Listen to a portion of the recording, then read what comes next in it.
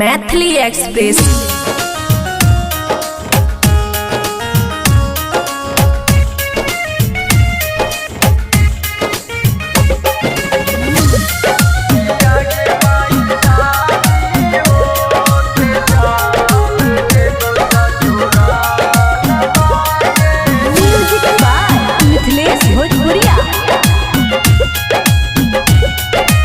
खुशी recording studio बलुआहा।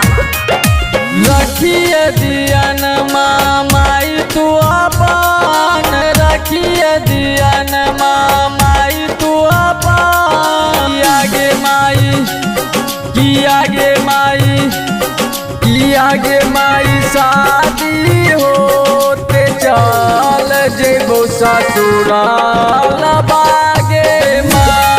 किया गे माई शादी होते चल जेबो ससुराल बागे माँ।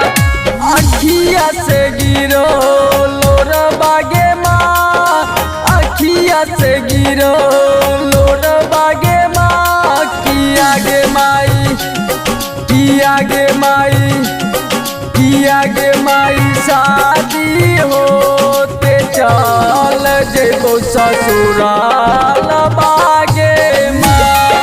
किया गे माई शादी होते चल जेबो ससुराल बागे माँ।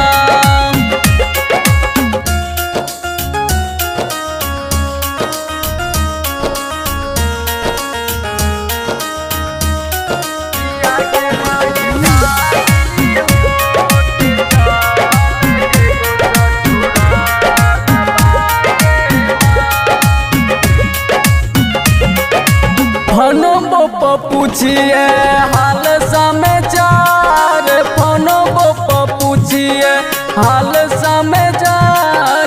बचपन से पोसी पाली कैले सियान, बचपन से पोसी पाली कैले सियान। किया गे माई, किया गे माई, किया गे माई शादी होते चल जेबो ससुराल बागे माँ।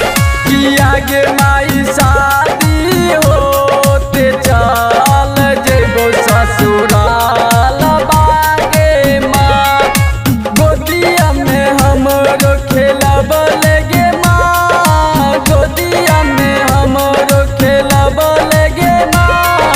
किया गे माई शादी होते चल जेबो ससुराल बागे माँ।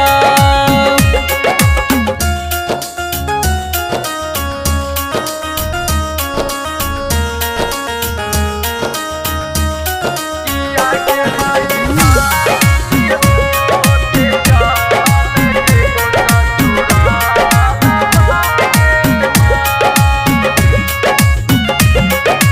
सुनिल न हमरो बतिया गे माँ, सुनिल न हमरो बतिया गे माँ। कैसे छोड़ दियो अपन गाना मागे माँ, कैसे छोड़ दियो अपन गाना मागे माँ।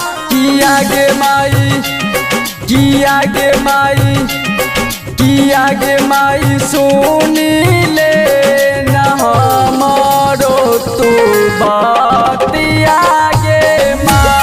किया गे माई सुनिले न हमरो तू बतिया गे माँ। गोदिया में हमरो खेलब लगे माँ, गोदिया में हमरो खेलब लगे माँ। किया गे माई शादी होते चल जेबो ससुराल बागे माँ। खुशी रिकॉर्डिंग स्टूडियो बलुआहा।